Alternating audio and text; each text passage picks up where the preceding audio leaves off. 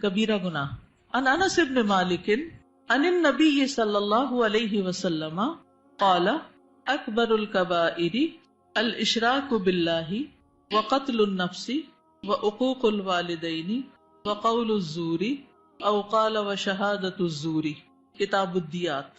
انس بن مالک رضی اللہ عنہ نبی کریم صلی اللہ علیہ وسلم سے روایت کرتے ہیں، آپ صلی اللہ علیہ وسلم نے فرمایا، سب سے بڑے گناہ اللہ کے ساتھ شریک ٹھہرانا، کسی جان کو قتل کرنا، والدین کی نافرمانی کرنا اور جھوٹی بات، یا آپ نے فرمایا جھوٹی گواہی دینا. یہ کبیرہ گناہ ہے. ان میں سب سے پہلی کون سی چیز ہے؟ شرک، اللہ کا انکار یا اللہ کے ساتھ کسی اور کو الہ قرار دینا. دوسرا گناہ قتل النفس، کسی جان کو ناحق قتل کرنا بے قصور.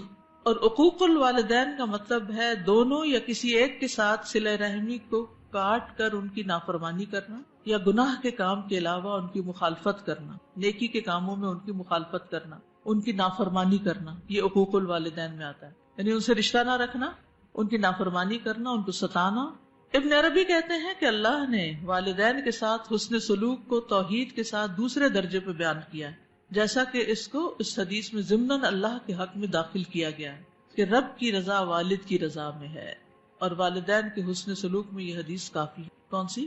کہ رب کی رضا والد کی رضا میں ہے. اور قول الزور، زور کا مطلب ہوتا ہے جھوٹ، ایسی جھوٹی گواہی دینا جس کے ذریعے وہ باطل تک پہنچے، حرام کام تک پہنچے، تھوڑی مقدار میں گواہی ہو یا زیادہ. تو سب سے پہلا گناہ جو ہے وہ شرک کا ہے.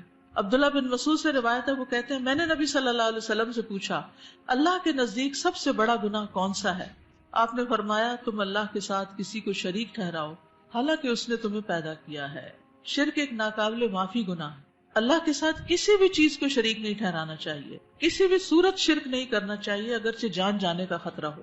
ابو درداء کہتے ہیں کہ مجھے میرے خلیل نے وصیت فرمائی کہ تم اللہ کے ساتھ کسی بھی چیز کو شریک نہ ٹھہرانا اگرچہ تمہارے ٹکڑے کر دیے جائیں اور تمہیں جلا دیا جائے. پھر ہے جان کی حرمت. مسلمان کی ہر چیز دوسرے مسلمان پہ حرام ہے، اس کا خون، اس کا مال، اس کی عزت و آبرو. ایک مومن کا قتل کا گناہ کتنا بڑا ہے؟ آپ صلی اللہ علیہ وسلم نے فرمایا، اگر تمام آسمانوں اور زمین والے کسی مومن کے قتل میں شریک ہوں تو اللہ ان سب کو جہنم میں دھکیل دے گا. ایک انسان کو قتل کرنا جو ہے وہ اتنا بڑا جرم ہے اور اس کی سزا اتنی بڑی ہے کہ ایک کی بجائے اگر 1000 لوگ اس قتل میں شریک ہیں، مشورے سے یا اشارے سے یا مالی طور پر، تو سب کے سب اس کی سزا بھگتیں گے. اسی طرح ایسا شخص اللہ کے ہاں انتہائی مبغوض ہے. بے جا خون بہانا جنت کے دروازے پر رکاوٹ بنے گا. پھر والدین سے حسن سلوک، والدین کی نافرمانی حرام ہے. صحیح بخاری میں آتا ہے، ان اللہ حرم علیکم عقوق الامہات، اللہ نے تم پر ماؤں کی نافرمانی کو حرام کیا ہے. لیکن آج آپ دیکھیں کہ بچوں کا اپنے والدین کے ساتھ کیا سلوک ہے. وہ کہتے ہیں کھا لو، کہتے نہیں ہمیں نہیں کھانا. وہ کہتے پڑھ لو، نہیں پڑھنا. کچھ کر لو، کچھ نہیں کرنا. سو کے اٹھ جاؤ، نہیں اٹھنا. ہر چیز میں ان کو ستا رہے ہوتے ہیں. تو صرف اس وقت نافرمانی ہو سکتی ہے جب وہ کسی حرام کام کا حکم دیں، کسی گناہ کا حکم دیں. لیکن اگر وہ کسی گناہ کا حکم نہیں دے رہے تو پھر ان کی نافرمانی نہیں کی جا سکتی. والدین کی نافرمانی کرنے والا ملعون ہے. رسول اللہ صلی اللہ علیہ وسلم نے فرمایا، اللہ ایسے شخص پہ لعنت کرے جس نے اپنے والدین کی نافرمانی کی یا ان کو گالی دی. تو پھر آپ دیکھیے گھروں میں رحمتیں اور برکتیں کہاں سے آئیں گی جہاں دن رات ماں باپ کی نافرمانی کی جا رہی ہوتی ہے. ابو امامہ سے روایت ہے، رسول اللہ صلی اللہ علیہ وسلم نے فرمایا، 3 قسم کے افراد کی نہ فرضی عبادت قبول ہوتی ہے نہ نفلی: والدین کا نافرمان، بدسلوک، احسان جتلانے والا اور تقدیر کو جھٹلانے والا. ان لوگوں کے تو باقی نمازیں وغیرہ بھی قبول نہیں ہوتی. تو اس لیے کتنا ضروری ہے کہ ہم میں سے ہر شخص میک شور کرے کہ وہ اپنے والدین کے لیے خوشی کا باعث ہے، نہ کہ تکلیف کا.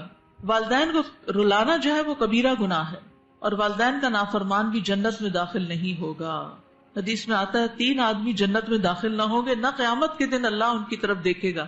ان میں سے ایک والدین کا نافرمان ہے، دوسرے مردوں کی مشابہت اختیار کرنے والی عورت، اور تیسرے دیوس، وہ بے غیرت مرد جو گھر والوں میں بے حیائی برقرار رکھتا ہے، اپنی بیوی، بہن، بیٹی وغیرہ کو بے حیائی سے نہیں روکتا. اور 3 آدمیوں کی طرف اللہ تعالیٰ قیامت کے دن دیکھے گا بھی نہیں. ان میں سے ایک والدین کا نافرمان، نمبر 2 عادی شرابی، اور نمبر 3 دے کر احسان جتانے والا. تو یہ چھوٹی سی بات نہیں ہے ماں باپ کو ستانا، بہت بڑا گناہ ہے. پھر اس کے بعد جھوٹی گواہی. جھوٹی گواہی بھی جو ہے یہ بھی کبیرہ گناہوں میں سے ہے. ابن مسعود موقوفاً روایت کرتے ہیں کہ جھوٹی گواہی اللہ کے ساتھ شرک کے برابر ہے.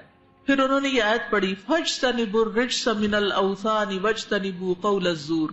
تو یہ چند کبیرہ گناہوں کا ذکر تھا جن سے بچنا ضروری ہے، جو جنت میں جانے کے لیے رکاوٹ بن جاتے ہیں. استاذہ میں نے کوشچن پوچھنا ہے کہ پیرنٹس کی جو نافرمانی ہے اس کو تھوڑا سا بتا دیں. جس طرح کبھی کبھی ہماری امی آتی ہیں روم میں، تو ہمارے اپنے روم میں الماری کوئی ہوتی ہے وہ سیٹ نہیں ہوتی، تو وہ کہتی ہیں اس کو کر لیں، تو ہم یعنی اس وقت نہ کریں، 1-2 دن لگا دیں. تو کیا ایسی آپ چیزیں ان بھی سے آتی کہہ ہیں؟ دیں میں انشاءاللہ پہلی فرصت میں ٹھیک کر لوں گی، آپ بالکل فکر نہیں کریں. ٹھیک ہے، اور نیت بھی ہو، صرف ٹال مٹول نہ ہو. اور استاذہ جس طرح اسٹڈیز کا بہت ہوتا ہے کہ بچے کہتے ہیں ہم نے یہ پڑھنا ہے اور پیرنٹس کہتے ہیں آپ یہ پڑھیں، تو کیا وہ بھی پھر اسی میں آتا ہے؟ اس میں پھر یہ ہے کہ والدین اگر حق پر ہوں تو آتا ہے، اور اگر ناحق کہہ رہے ہو تو نہیں. زیادہ یہ جن گناہوں کی بات ہو رہی ہے یہ سب سے کبیرہ اور بڑے گناہ ہیں، اور جو جھوٹی گواہی کی بات ہو رہی ہے تو یہ چیز ہمارے معاشرے کے اندر بالکل عام ہے. ہم گواہی وہی سمجھتے ہیں جو ہم عدالت میں کھڑے ہو کے دیں، لیکن ایک گواہی وہ بھی ہے کہ جو غلام اپنے مالک کے ڈر سے گواہی دے دے کہ میرا مالک سچا ہے. یا والدین بھی ایسا کرتے ہیں کہ ماں جو ہے وہ اب باپ کے سامنے اپنے بچے کو بچانے کے لیے گواہی دے دیتی ہے، تو یہ بھی جھوٹ کے زمرے میں ہی آئے گا. السلام علیکم. ویسے ہم سے بہت زیادہ ہے یہ جتنے بھی گناہ یہاں پہ، جیسے والدین کی نافرمانی تو ہم جانے انجانے بہت بار ایسا کر لیتے ہیں. تو اگر ہم سچے دل سے معافی مانگیں کیونکہ یہ کبیرہ گناہوں میں ہے تو ہماری معافی ہو جائے معافی گی. ہو جائے گی، والدین سے بھی معافی مانگنی چاہیے اور اللہ تعالیٰ سے بھی. دادا ایک تو جو چیز ہے جھوٹی گواہی دینا، جب ہم لوگ مطلب کلاس میں ٹائمنگز کسی نے نہیں پوری کی ہوتی، کوئی وجہ بتاتا ہے اور وہ وجہ سچ نہیں ہوتی، مطلب ہم نے اس وجہ سے نہیں کیا، اور اس کی جو دوست ہوتی ہے وہ اس میں ساتھ دے رہی ہوتی ہے اس کا کہ واقعی اس نے ایسا کیا، لیکن اس کو یہ پتہ بھی نہیں جھوٹی ہوتا. گواہی. اور دوسری بات یہ کہ جس طرح یہ حدیث ہے کہ والد کی رضا میں رب کی رضا ہے، تو جب ہمیں کسی بات سے منع کرتے ہیں تو ہم ان کو فورس کرنا شروع کر دیتے ہیں، نہیں ہم نے یہ کرنا ہی کرنا ہے، تو ایسا نہیں کرنا چاہیے. ایسا نہیں کرنا چاہیے.